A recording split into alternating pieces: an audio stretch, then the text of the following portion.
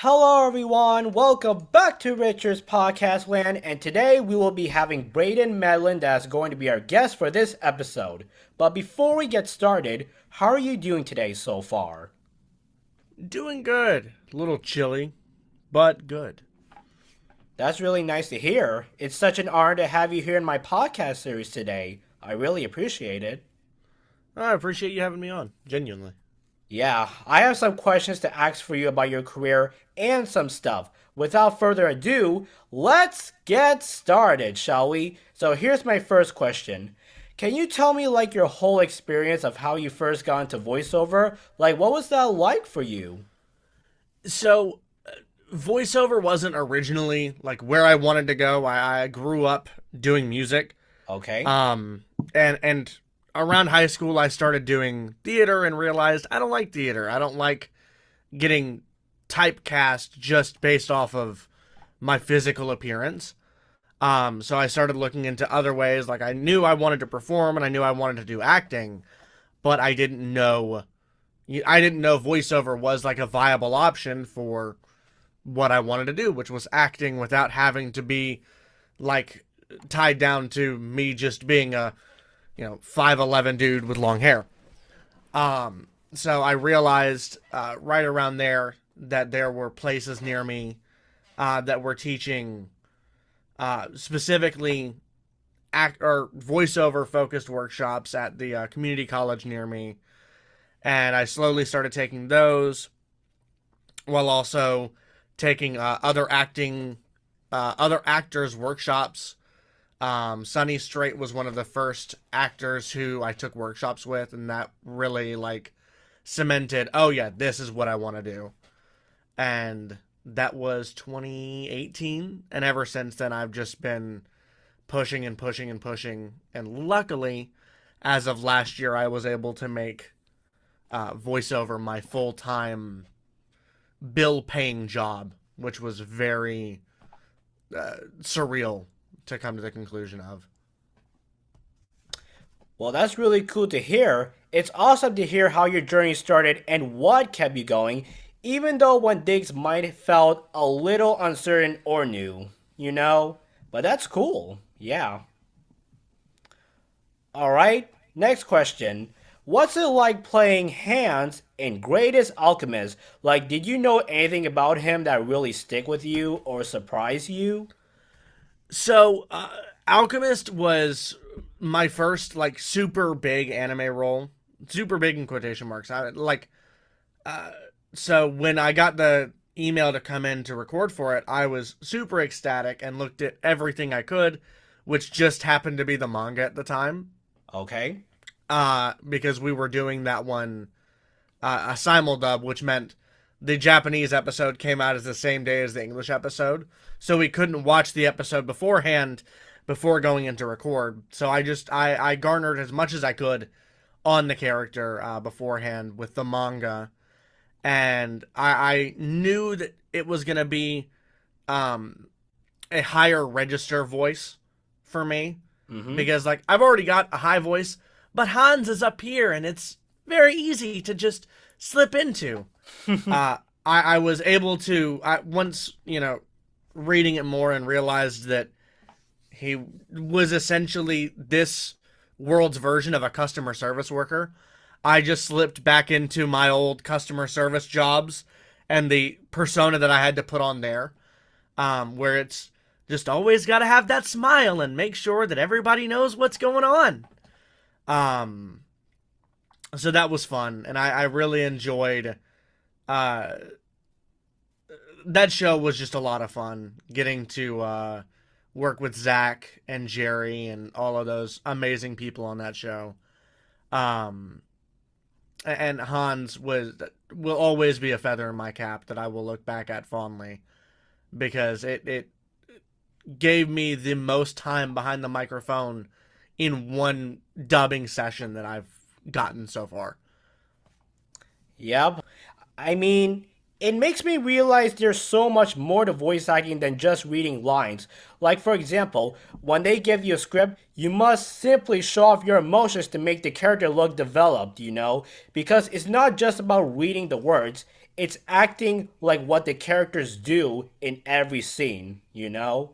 That's Right. very important. When you worked on Tanaka in Tales of Wedding Rings, was there a moment or something about him that really clicked with you?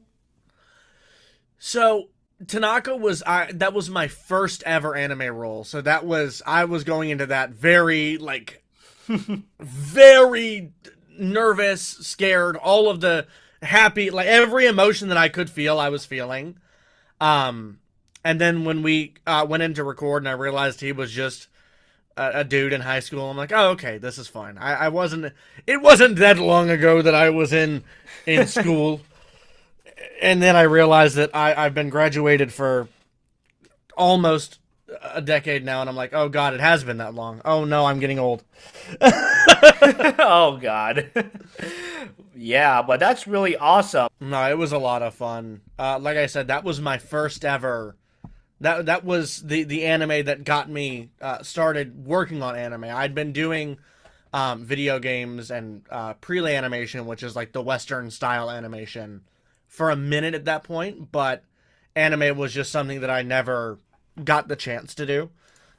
So when they brought me in to do that, I was over the moon to be working with such amazing people. Yeah, I mean, I did heard that show is getting another season, if I'm not mistaken, but hopefully it would happen. I can't wait to watch it. I think I want to say it's out now or it's all about to come out. Let me just Oh, double check really quick. oh, okay. Yeah, I mean, when I watched that show, the voiceover, the animation is fantastic, not gonna lie. That was my favorite anime for this year. Yeah, no, it was. I was surprised at how good the animation was, to the point where when season one ended, I bought most of the manga and started reading it. That's awesome. Like, are you also planning to get the DVD also? Like, I'm planning to get it when it happens because, I don't want to spend too much money this year because, spending money will keep me in lots of debts, Oh yeah. Yeah. When season one's Blu-ray came out, I bought it immediately. Like I got the notification through my email that the Crunchyroll promotional email was like, "Hey, by the way, here's some new releases." I'm like, "I'm in that." Bye immediately. Yes, season 2 is out. They're on episode 8 right now, I think. Yep.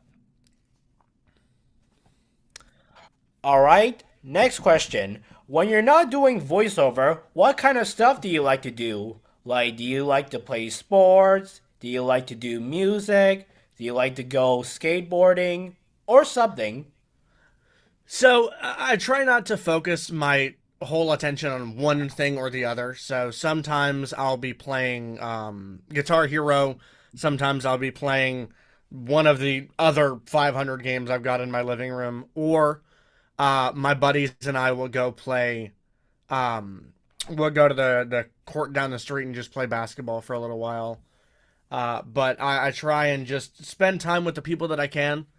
Not to get too morbid, but you never know when the last time's going to be, so I try and make the most of it when I Yep. can.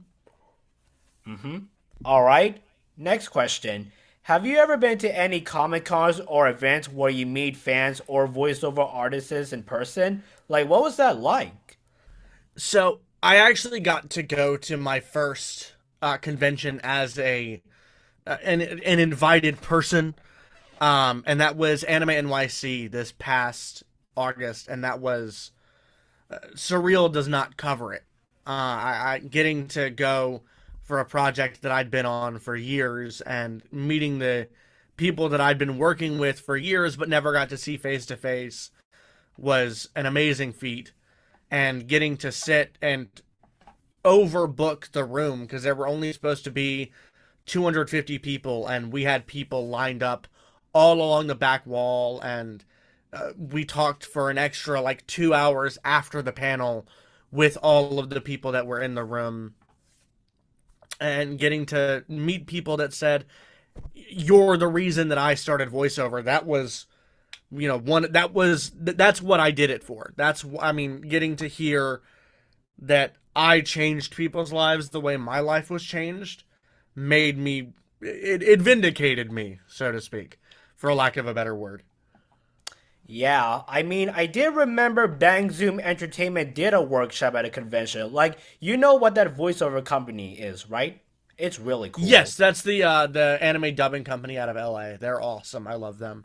Yep, hopefully you could get to be there one day and work there. It's very awesome, and it has a lot of anime shows you can work on. Trust me, it's worth it. I'd love to. That's an agent thing, and we're not there yet. I've self-made at this point. I'm just waiting to get an agent at this point. Yep, hopefully it would happen, but we'll see. Yeah. Alright, final question. What are your dream roles you would like to voice in the future? It could be Marvel, Star Wars, Demon Slayer, or something. It could be anything. Yeah. So I'm gonna give two answers. I'm gonna do the cop out answer that I stole from Kyle Abear. Is my Okay. dream role is whatever I play next because it keeps my lights on and it, fulfills that itch for a minute. But truthfully, if I were to pick any franchise ever, it'd probably be any game from Square Enix. So any of the Final Fantasies, Octopath, Kingdom Hearts, any of them. If they ever bring Chrono Trigger back, that one. If they ever bring Parasite Eve back, I would love to do a Parasite Eve game. Or anything from Atlas. So Persona, if they bring back a new Odin Sphere, if they make another metaphor, a JRPG is definitely in there. But that's, I mean, I think that's every actor's dream goal is to say, yeah, I was in Final Fantasy. What are you looking at? Yep. Hopefully it would happen someday. If God notices, he might know who to choose. But we'll see. Yeah, hopefully it would happen. Alright, that is it for this episode. Thank you so much, Brayden, for joining here in my podcast series today. I really appreciate having you here. Of course, thanks for having me on. Like I said, I love talking to people about anything and anything that I can, which is why I do what I do for my job, is so I can just talk to people and just talk, because that's all I know how to do. Yep. And I hope you have a wonderful day. And remember, stay awesome, stay positive, and stay happy for all of your fans, alright? Have a good day, Brayden.